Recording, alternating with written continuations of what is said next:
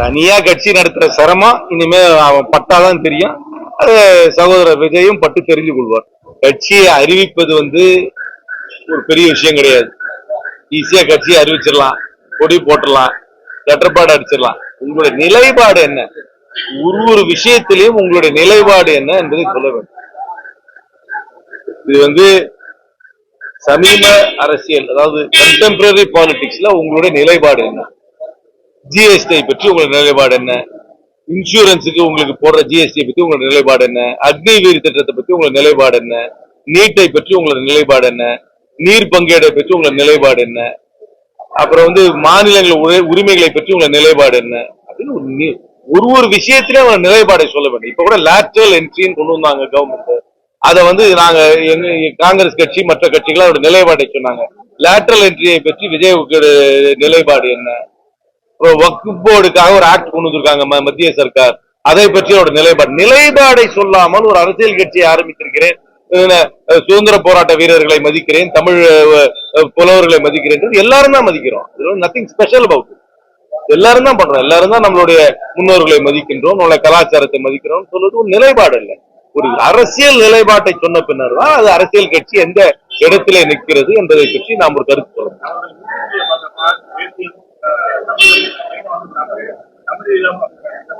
தமிழ்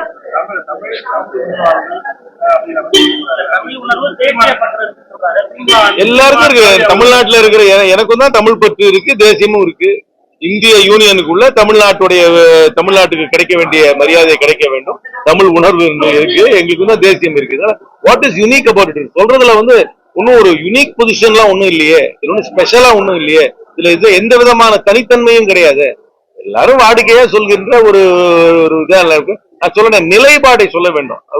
அரசியல் இன்னைக்கு நடைமுறை அரசியல்ல, நிகழ்கால அரசியல்ல இருக்கின்ற பிரச்சனைகளை பற்றி அவருடைய நிலைப்பாட்டை சொன்னால்தான் அவர் அரசியல் கட்சி எந்த இடத்துல இருக்கு நம்ம முடிவு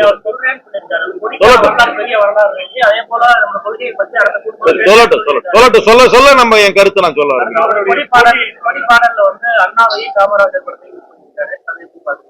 ரொம்ப சந்தோஷம். எங்களுடைய பெருந்தலைப்பு காமராஜர் தெரியல, அவருடைய விருப்பம், அவருடைய விருப்பம் யார் படத்தெல்லாம் போட்டுக்கலாம். இதெல்லாம் கிடையாது. கொடி கட்சியோட கலரு, கட்சியோட லெட்டர் பேடு இதெல்லாம் வச்சு மக்கள் முடிவு பண்ண மாட்டாங்க. அவருடைய நிலைப்பாடை வச்சுதான் மக்கள் இவர் எந்த நிலையில இருக்கிறாருன்றது ஒரு முடிவு பெற முடியும். அப்படிதான் என்னால முடிவு பெற முடியும். ஒரு புக்கை கவரை வச்சு என்னால் புக்குக்குள்ள என்ன எழுதியிருக்குன்னு பார்த்துதான் இந்த புக்கு நல்ல புக்கா இல்லையா நான் சொல்ல முடியும் இல்லையா. கவர்ல நல்ல கலர் இருக்கு, அதனால இது நல்ல புக்கு என்னால சொல்ல முடியாது. திமுக கூட்டணியில ஏதோ கோபம் இருக்கு, அதனாலதான் தேர்தல் திமுக கலந்து கொண்டோம், காங்கிரஸ் பாஜக. கண்ணால் பார்ப்பதும் பொய், காதால் கேட்பதும் பொய், தீர விசாரிப்பதே மெய். தமிழகத்துல பாஜக வாய்ப்பு மக்கள் ஆதரவு தலைத்த முதலமைச்சராக வாய்ப்பு உருவாங்க. அதிகமாக தலித் மக்களை தலைவராக்கின கட்சி பாஜக. அண்ணாமலை கேட்டுட்டு சொல்றாரா கேட்காம சொல்றாரா, அதுதான் எனக்கு சந்தேகமா இருக்கு. தொடர்ந்து தமிழக அரசு ஹைகோர்ட்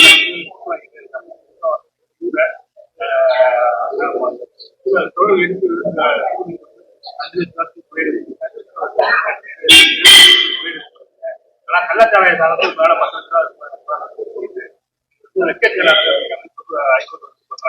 தொடர்ந்து தமிழக நீங்க சட்டத்துறை அமைச்சர் தான் கேட்கணும். அதனால ஆனா காம்பன்சேஷன் என்றத ஒரு ஸ்டாண்டர்டைஸ் பண்ணணும். நானும் ஏத்துக்கிறேன். இந்த ஒரு இழப்புக்கு ஒரு மாதிரி, இன்னொரு இழப்புக்கு இன்னொரு மாதிரி கொடுக்காம கொஞ்சம் ஸ்டாண்டர்டைஸ் பண்றது நல்லது.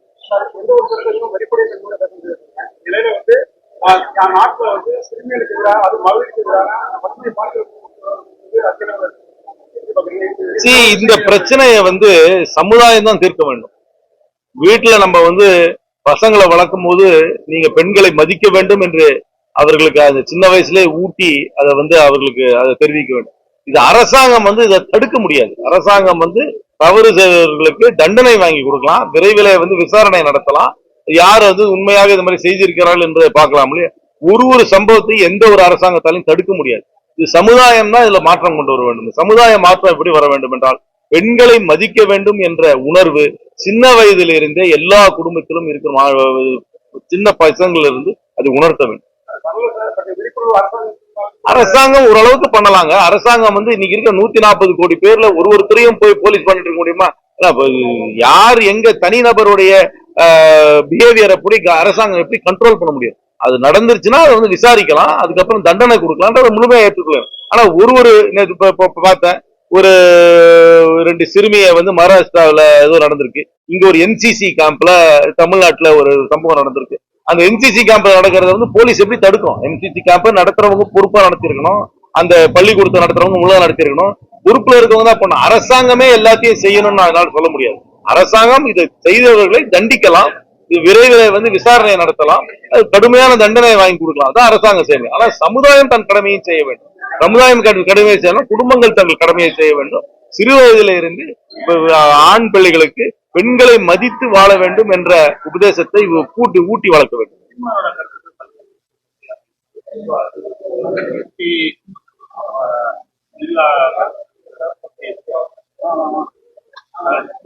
நான் அவரோட கருத்தை நான் படிக்கவே இல்லை, இதெல்லாம் சீரியஸா எடுத்துக்கிறது இல்லை. ஒரு serious politician serious political issues பத்தி பேசணும். இதெல்லாம் பேசி ஒருத்தருடைய தனிநபருடைய வாழ்க்கையை பற்றியோ அவருடைய பத்தி காமெண்ட்ரி கொடுக்கறது ஒரு சீரியஸ் பாலிட்டிஷியனுக்கு அழகு அல்ல. சீரியஸா இன்னைக்கு வந்து சீரியஸ் இஷ்யூஸ் என்ன, இல்ல வேலை இல்லாம இருக்கு, அதற்காக என்ன பண்ணலாம், மத்திய சர்க்காருடைய செயல்பாடு என்ன, இதை பத்தி சீரியஸ் பொலிட்டிக்கல் இஷ்யூஸ் தான் பேசணும் ஒழிய இந்த மாதிரி பெட்டி பர்சனல் இஷ்யூஸ் எல்லாம் போறது எனக்கு வந்து சரியா படல. இன்னைக்கு தான் முதல் கூட்டமே நடக்குது. இன்னைக்கு தான் முதல் கூட்டம், ஆலோசனை கூட்டம். இன்னைக்கு தான் முதல் ஏறி அவங்க ஒரு 10 தடவை மீட் பண்ணுவாங்க. மீட் பண்ணி அவங்க வந்து ஒரு அறிக்கையை தயார் பண்ணி அதை வந்து சமர்ப்பிப்பாங்க.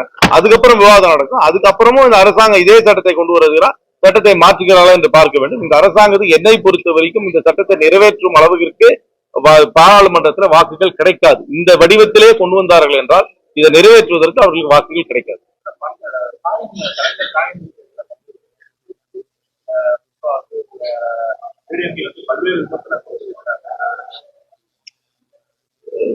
முன்னாள் முதல்வர் பெரும் தலைவர் அவருக்கு வந்து காயினிட்டது மத்திய சர்க்கார் வந்து வெளியிட்டாங்க, அதை வரவேற்கிறேன். அவ்வளவுதான். இதுல ஒண்ணு எங்களுக்கு ஒன்றும் சர்ச்சை ஒண்ணும் இல்லை. அந்த காயின் வெளியிட்டதுல எங்களுக்கு எந்த விதமான சர்ச்சையும் கிடையாது, அதை நாங்க வரவேற்கிறோம்.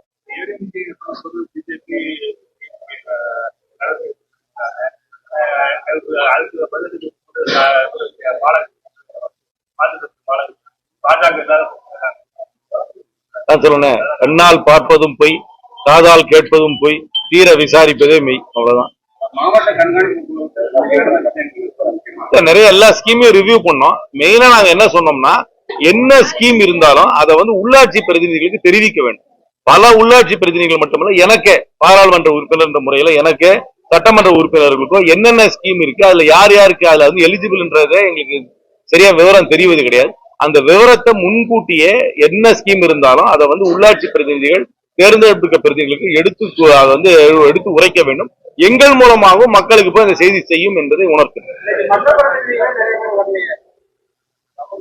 திரு அப்துல்லா அவர்கள் ஜேபிசிக்கு போயிருக்காரு, அது எனக்கு சொல்லிட்டாரு.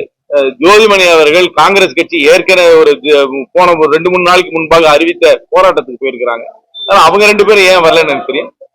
நவாஸ் கனி வந்து அவர்களுடைய விமானம் வந்து தாமதமாக வந்தது, அதற்காக வரல. திருச்சி பாராளுமன்ற உறுப்பினர் என்ன காரணத்துக்காக வரவில்லை என்று எனக்கு தெரியாது.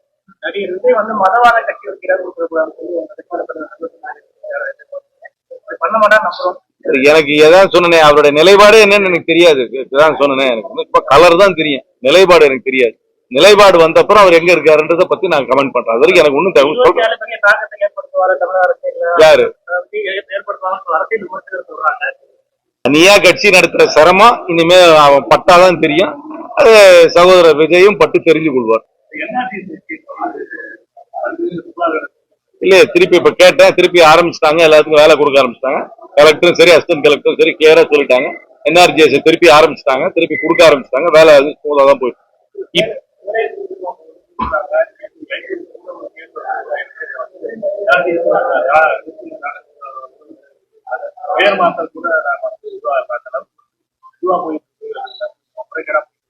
நான் இங்க ரிவ்யூ புதுக்கோட்டையில நான் இப்ப ரிவ்யூ பண்ணேன்.